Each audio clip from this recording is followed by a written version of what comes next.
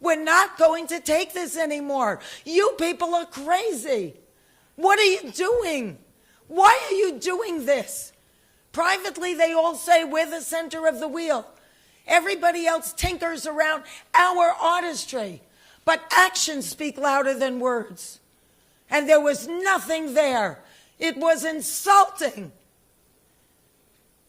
So we came together in strength and solidarity and unity with the largest strike authorization vote in our union's history. And we made the hard decision that we tell you as we stand before you today. This is major. It's really serious. And it's going to impact every single person that is in labor.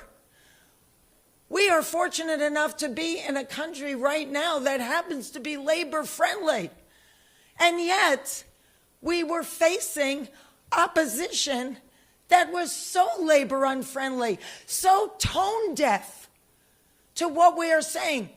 You cannot change the business model as much as it has changed and not expect the contract to change too.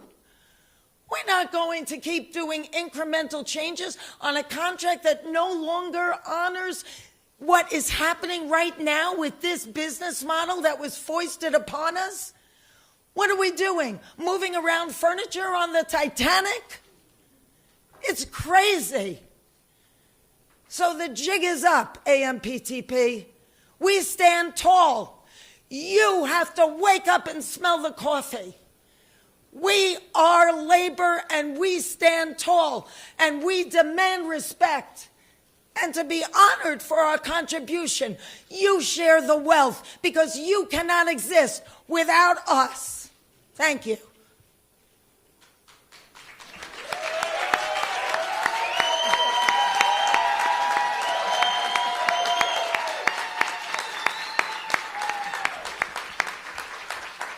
So that's our president. Questions? Right here, Jeremy. So you guys said at the start of talks that you guys were not going to be beholden to any terms that any negotiated with the DGA. Did the DGA's contract become like part pattern bargaining when it came to screening and AI and other key issues? So first of all, I think it's important for us to note that we respect every union's right to negotiate the contract that's right for their members. And there's nothing about our statements about not wanting to be held to pattern bargaining that in any way are intended to detract from the DGA's agreement or any other union's agreement. But SAG-AFTRA members are SAG-AFTRA members, and we went into that negotiating for our members. And the fact of the matter is that, yes, the AMPTP wants to insist that other unions adhere to things that they've negotiated with other unions. And in the case of, for example, minimum increases, that's one example of where that's the case. The companies insisted that we agree to limit the increases in minimum salaries for our members to a pattern deal. And our negotiating committee rejected that idea. I reject that idea. Our members need to receive increases that allow them to keep up with the pace of inflation. We believe that our members should not be working in 2023 for less money in real dollars than they made in 2020. And we certainly believe that our members should not be working at the end of the term of this contract in 2026 for less money than they made in real dollars in 2020. That's wrong, it's unfair, and it's unacceptable. And so we didn't reach any agreement on that point. Hang on one second, please. I'd like the committee to come in and join the negotiators, please. Committee members?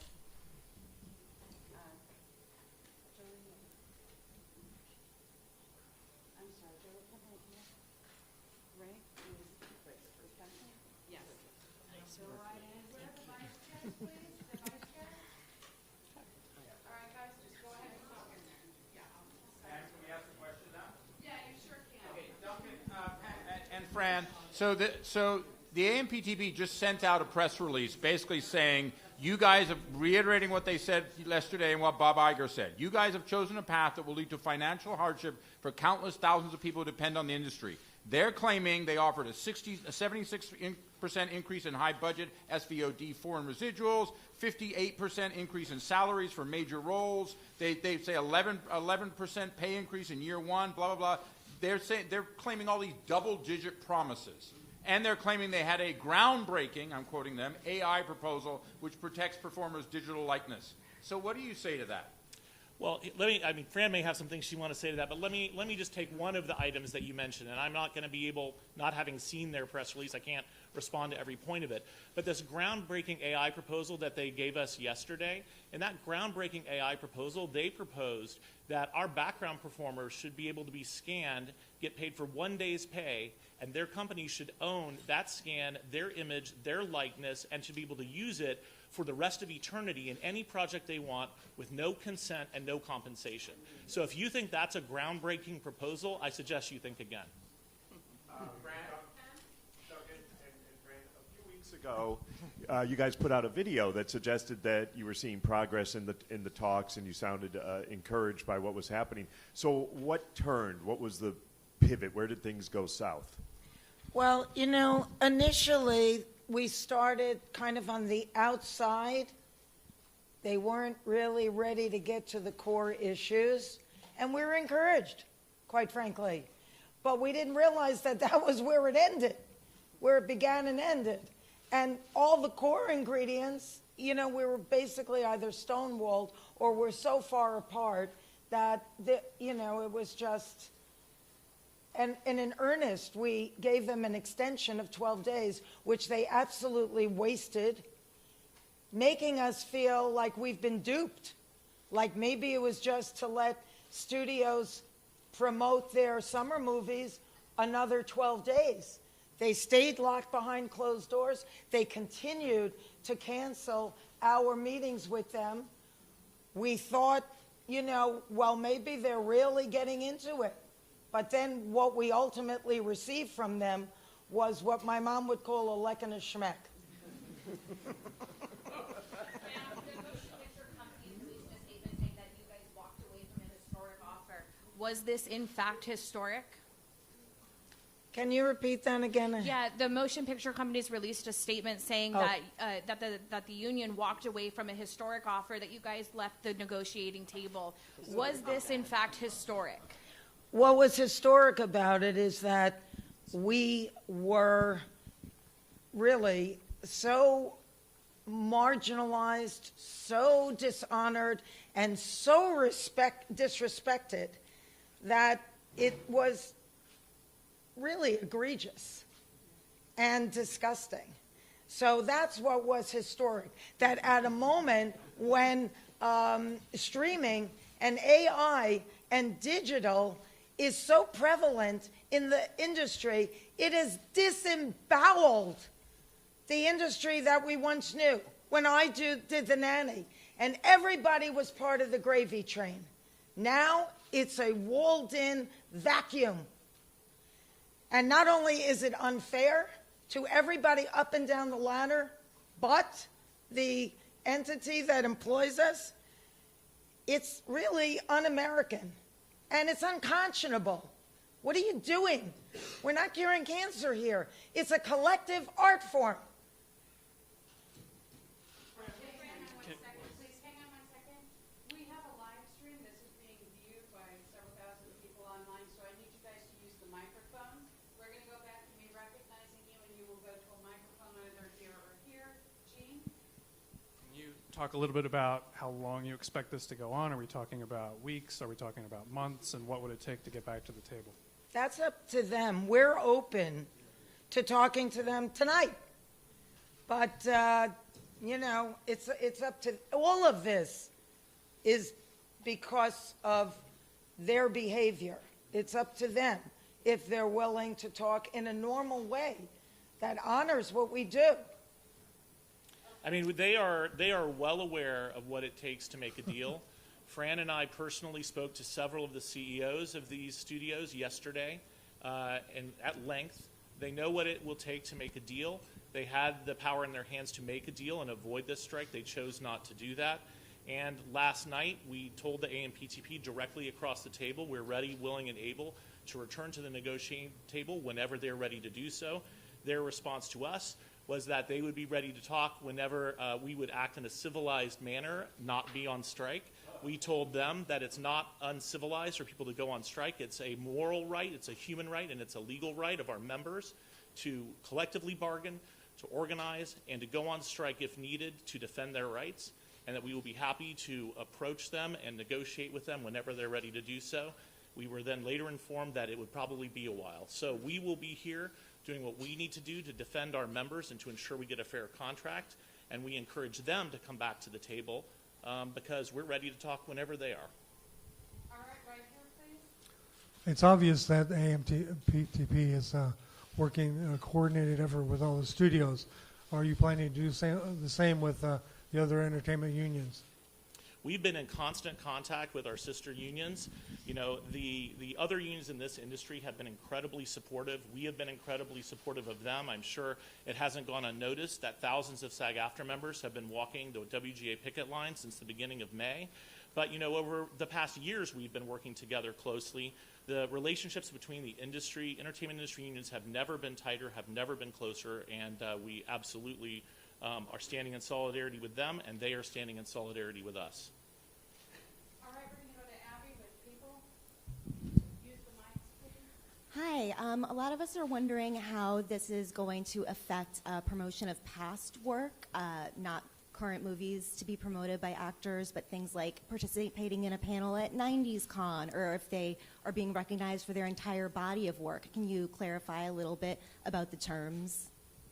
Sure. We will be issuing a strike notice and order to our members today that lay out exactly what members are prohibited from doing as part of this strike and what they can do. We've also communicated directly with members' agents, lawyers, and publicists so that they have this information as well. In general terms, any kind of promotion of any project that was made under the TV theatrical agreements, either current or past, will not be allowed, whether that's at a con, at a festival, at a panel, on social media, at a premiere, in any form. Members who have other types of activities going on, like autograph signings or things that are not related to specific companies or projects that are produced under these agreements, they'll be able to continue doing that. But we encourage all members who have any doubt about the boundaries there to reach out to the union, read the guidance that we'll give them, and we can answer their questions directly and individually. All right, over here. Hey guys, what do you make of the reports that the AMP, that the Academy's strategy was to bleed union members dry? I know there was in specific regards to the WGA, but what were your thoughts on that piece that came out? It was reported in the press just recently that there were some executives from the studios who stated that that it was okay for writers to go homeless as a result of this strike, or that, like you said, that they want to bleed the people dry. I think Fran might have some words to say about that. Necessary evil. Necessary evil, that's right. Can you believe that? We had a whiteboard with quotes just so the room would remember some of the things that were said. But you know what? Eventually, the people break down the gates of Versailles, and then it's over. Well, we're at that moment right now. Thank you. Right here. Hi, Ted Chen, KMBC. As you know, this is going to have a significant impact on the LA economy, perhaps costing it as much as $30 million a day. What would you want to say to the businesses, to the people who are going to be losing their living because of Hollywood, who are going to be suffering alongside with you? Well, believe me, our heart bleeds that we had to make this decision. But we can't not get what these members deserve, because it's only going to get worse. This is where we drew the line in the sand, and it's a terrible thing to have to do, but we were forced into it. And let's not forget, actors are working people too, alongside everyone else in this economy. And every working person should feel empowered to stand up for themselves. And when an employer, especially these big multinational corporations, wants to take advantage of you, wants to use their power to squash you under their heel, it is your right and your obligation to stand up to them. And I have a very strong feeling that those other people, whether they're parts of unions yet or not, will see what our members are doing and will understand why we had to do it. And Fran and Duncan, I have a quick question. Leslie with the Associated Press. How do you anticipate that this will affect Emmy's campaigning amongst actors since nominations were just announced yesterday?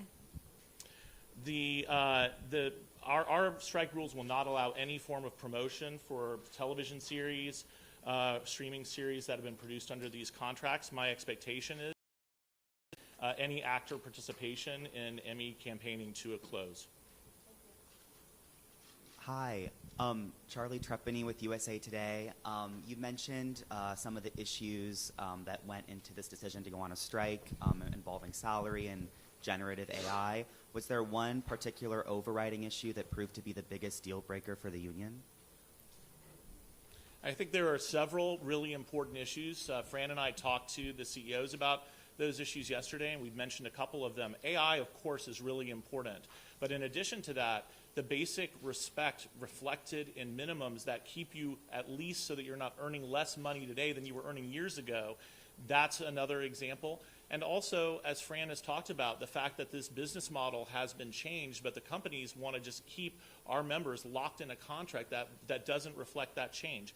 We have a proposal regarding the sharing of revenue from streaming services that has been on the table since day one of negotiations. The companies have refused to engage on that proposal and give it any meaningful discussion, much less agree to it. And we discussed that issue with the CEOs yesterday as well. Okay, right here, please. Duncan, in the name of the Spanish language broadcasters that we are here at this press conference, I would like to ask you in Spanish, ¿qué provocó el rompimiento de estas negociaciones y de qué manera han sido tratados por los representantes de los productores y los estudios cinematográficos?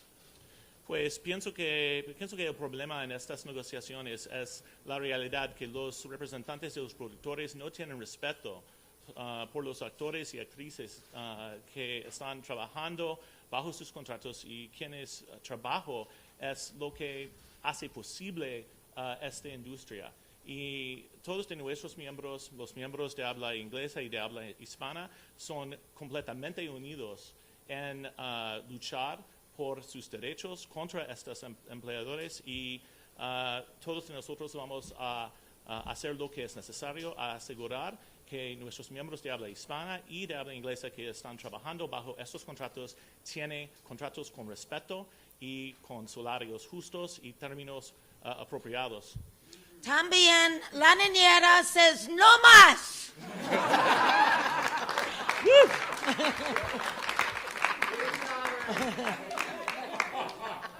Let first-timers go, please. Thank you so much. I'm not a first time. I know. Jonathan, come on up. Thanks very much. Hi, Jonathan Handel, writing for Puck. You know, Fran and Duncan, you both cast this as, I want to step back, as existential. And that makes the stakes very high. And, of course, the companies claim it's existential for them in terms of the challenges that the business is facing economically in theatrical, in linear television, the amount of money needed to spend to compete with Netflix in streaming. How do you win a victory in a situation where there is just so much head-to-head, so much fear, uncertainty, and doubt, and so much at stake? I just say that I have zero doubt that these companies could have agreed to every single item in our proposal package without a problem whatsoever in their bottom line. They could do that. They choose not to do that. We told the CEOs yesterday, and we've told the AMPTP across the table as it relates to our streaming revenue share proposal, that we would be flexible on the terms of that. The issue is that there has to be a change in the structure. It's like what Fran said. We can't continue working off of a contract that was designed for a different business model. Despite that indication of flexibility, unwillingness to move in our direction or even substantively discuss the proposals. This strike could have been avoided 100% by these companies simply being reasonable, and nothing about this contract would damage those companies at all. This is a matter of respect for SAG-AFTRA members, for the work they contribute, and it just isn't there. Fran, do you want to add to that? Do I? Do you want to add to that? I said to their faces that, you're sitting there trying to squeeze us out of our livelihood. You're systematically figuring out ways to carve us out of what is due us. And you're sitting on the wrong side of history. Shame on you. That's what I have to say. Thank you. Alison Petrowski, Channel 9 Australia. Fran, you mentioned that the eyes of the world are watching at the moment. What is your message to actors and other members of the entertainment industry operating in different part of the world, but operating in different parts of the world, but fighting the same battles that you are here? Well, we all have to stand together on this because it's like a malignancy that's spreading, and we're already in stage 4. And if it doesn't get attended to immediately and swiftly with precision, it's going to destroy not only each of us, but the industry at large. I'll just add, SAG-AFTRA has members all around the world, and we also have extremely close relationships with our sibling actor unions all around the world as well. And there have been plenty of times in the past when SAG-AFTRA members have gone to bat to fight for our fellow members around the world, whether it be in New Zealand with respect to the Hobbit situation, whether it be in South Africa, helping our colleagues there achieve copyright protections in their domestic law that they didn't have before. We've stood by, and we do stand by them, and we know that they stand by us. We've spoken to them, and we know that we have solidarity from actors all around the world because they know this is a just fight. This is the same fight that they have. We're all in it together, and we are going to win it. Another first-time question? Hi, Brooks from the New York Times. There's been a lot of optics of CEOs at Cannes and Sun Valley while holding the line. They can't afford to meet your proposals. The companies push back by sending photo of you in Italy and the selfie with Kim Kardashian. That wasn't a selfie. Just address that? Excuse me, I just want to set the record straight Fran, on that. before you do, can I just say something? Before Fran answers that, I want to say it is outrageous that they would do that. You know what Fran was doing was Fran was working, which is what our members do. And for these employers to cynically try to turn our members against Fran because she's doing a job that she was under contract to do, while, by the way, she was zooming into our negotiations after work hours, working 18 hours or more a day, it is outrageous, it is wrong, it's despicable, and they should be ashamed of it. But I'm sorry, Fran, if you want to say more about it. No, I appreciate that. I mean, I'm a brand ambassador for a fashion company, and so is Kim. I had only met Kim seconds before that publicity picture was taken. It had nothing to do with being at a party or having fun. It was absolute work. I was in hair and makeup 3 hours a day, walking in heels on cobblestones, doing things like that, which is work, not fun. I'm sure Kim would have rather have been at her home in Malibu with her children too, but we work. That's what we do. And at 10:30 at night, I would leave the event, I would go to my hotel room, and I'd call into the Zoom. And when I couldn't get through to them because I was on a plane, I was texting with him constantly throughout the plane ride. I worked around the clock in 3 different time zones because my parents live in Florida, though I keep asking them to move here. And I manage their well-being as well. So, I think that all of the people standing behind me stand behind me.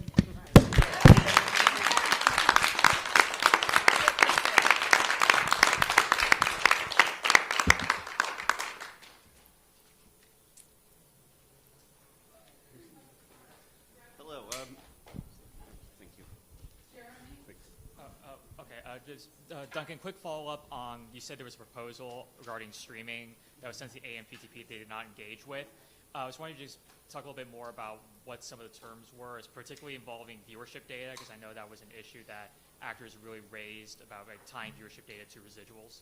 Sure. I mean, I hesitate to get too much into the weeds, but the concept of this proposal, which was actually inspired by Fran, was that we would receive a percentage of streaming subscription revenue, and that streaming subscription revenue would be divided up by project based on the project's contribution to the success of that streaming service. Now, as I'm sure many of you who follow the industry know, the streamers are famous for not sharing information, being non-transparent, and since we knew that they wouldn't want to share any kind of viewership success data, we went and found another source for that data from a particular company in the industry, an analytics company. And then instead of engaging with the proposal, discussing it with us, making any counter proposal, trying to figure out if there was a way to get to agreement, what they did is launch an attack on that company, trying to claim that that company doesn't have good quality or whatever else. Again, not legitimate at all. This was their distraction tactic to try to avoid engaging on a totally legitimate proposal.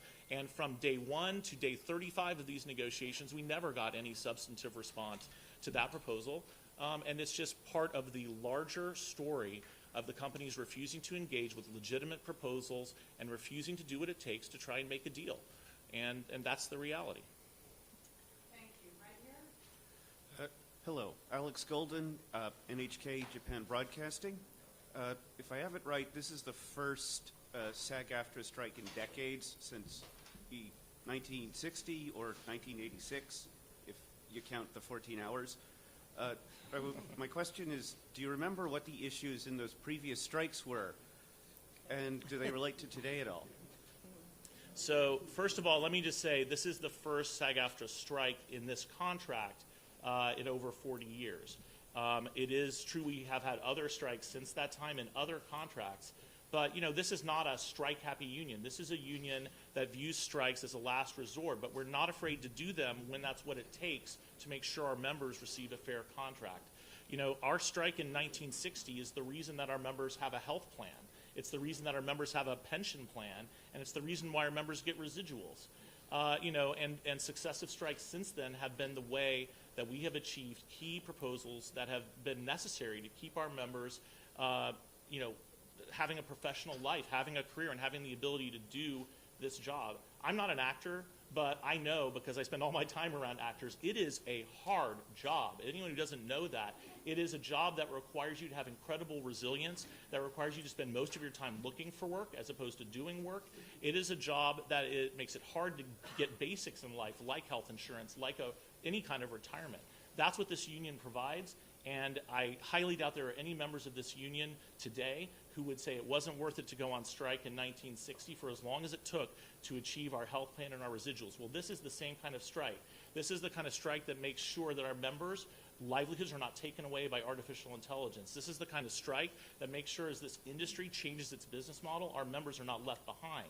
This is the kind of strike that says our members are not going to take less money 6 years later because of inflation that the companies refuse to account for, and a host of other things. And it's the kind of strike that is unfortunate. It's sad that we're at this point, but it's 100% necessary, and it's 100% deserved by the actions of these companies. Here, here. Okay, last question right here. Hi, so let's finish it up with what is your message to the fans and consumers who aren't interested in the nuance that we're discussing here today? They just want their favorite TV shows, or they want to go to the movies. Well, what makes you think they're not interested in what's happening here? I think that they have an allegiance to all of us because we bring joy to their lives. We bring entertainment to their lives. And during COVID, they turned to us for everything. So I don't think that your assumption that they don't really care about anything but being entertained over the summer is the bottom line, when the people that give so much to them and enrich their lives in so many ways are saying we are being taken advantage of in a terrible way. And if we let this happen to us, dollars for donuts, it's going to happen to you and your family, your children, and everybody that you work with too. That's how threatening this moment is in our nation's history.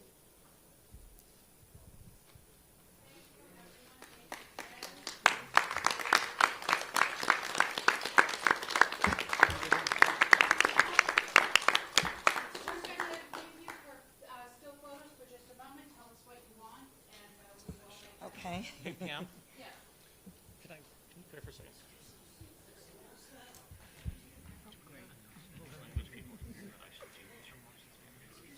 You should. Your first interview is the two of you on NBC. They're both here. Signal when it's time to do that. Yep, absolutely. Let's get this still so we can.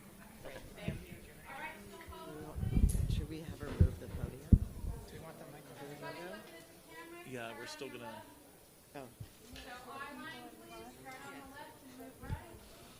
Should we make a fist?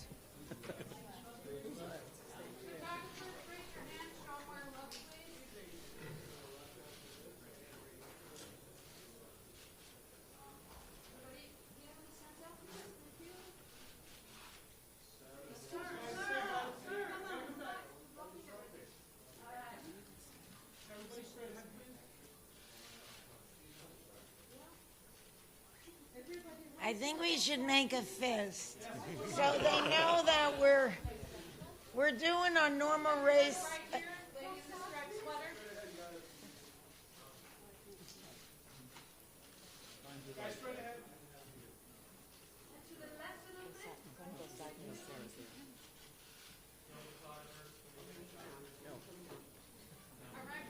Hands coming down. Everybody put their hand down.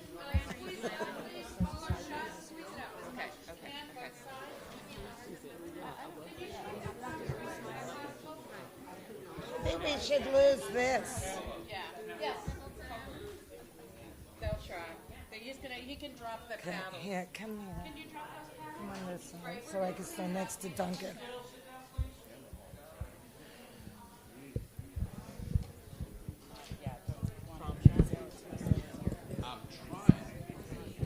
Give us 1 second, guys.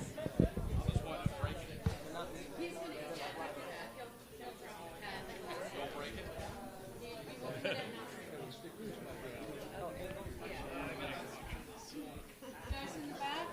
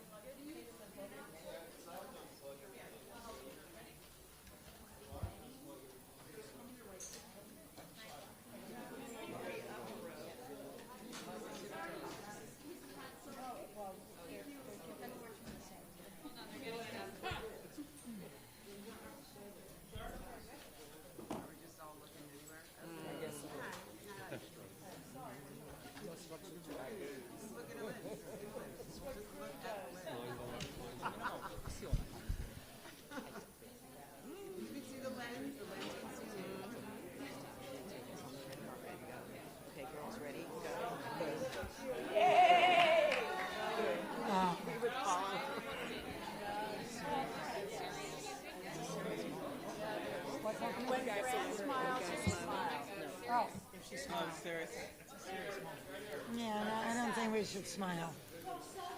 Yes, right here. Striped shirt. Fists up. Fist up.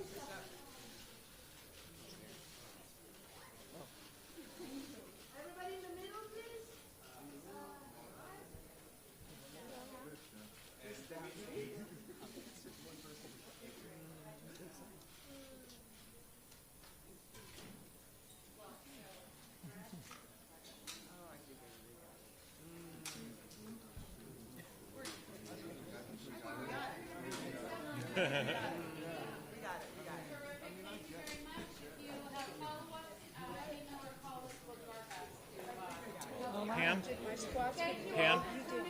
Pam, do you want to have them? Are we doing this or Oh, I'm not? sorry.